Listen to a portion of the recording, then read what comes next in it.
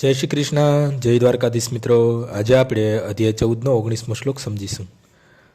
નાન્યમ ગુણેભ્ય કર્તારમ યદા દ્રષ્ટાનુપશ્યતિ ગુણેભ્ય ચ પરમ વેતિ મદ્ભાવમ શોધી ગચ્છતિ.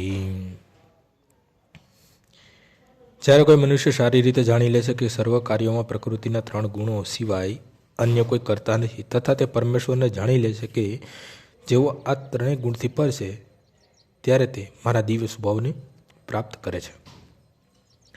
મનુષ્ય પ્રાકૃત ગુણના સર્વ કાર્યોથી પર થઈ શકે છે.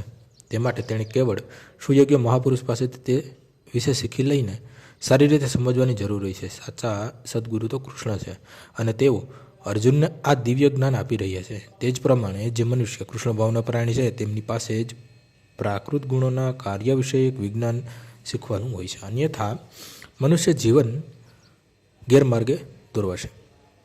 સદગુરુના ઉપદેશ દ્વારા જીવાત્મા પોતાની આધ્યાત્મિક સ્થિતિ, પોતાના ભૌતિક શરીર, પોતાની ઇન્દ્રિયો, પોતે કેવી રીતે પાપ બદ્ધ થયો છે તથા પ્રકૃતિના ભૌતિક ગુણોને વશ થયો છે એ વિશે જાણી શકે છે. જીવ ગુણોના સકંજામાં સપડાવાને કારણે લાચાર હોય છે, પરંતુ જ્યારે તે પોતાનું વાસ્તવિક સ્વરૂપ જોઈ શકે છે ત્યારે તે દિવ્ય જીવન પામી શકે છે, જેમાં આધ્યાત્મિક જીવન માટે અવકાશ હોય છે. વસ્તુતઃ જીવ વિભિન્ન કાર્યોને કરતા નથી, પણ તેને કાર્ય કરવા પડે છે, કારણ કે તે વિશિષ્ટ પ્રકારના શરીરમાં સ્થિત હોય છે કે જેનું સંચાલન પ્રકૃતિનો વિશિષ્ટ ગુણ કરે છે. જ્યાં સુધી મનુષ્યને આધ્યાત્મિક અધિકારીની સહાય મળે નહીં, ત્યાં સુધી પોતે કેવી સ્થિતિમાં છે તે સમજી શકતો નથી.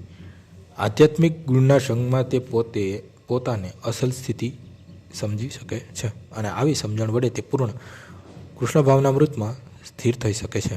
કૃષ્ણ ભાવના પ્રાણી મનુષ્ય કદાપી પ્રકૃતિના ગુણોની મોહિનીથી નિયંત્રિત થતો નથી. 7મા અધ્યાયમાં અગાઉ કહી દેવામાં આવ્યું છે કે કૃષ્ણના ચરણે આવેલો મનુષ્ય ભૌતિક પ્રકૃતિના કાર્યોથી મુક્ત થઈ જાય છે.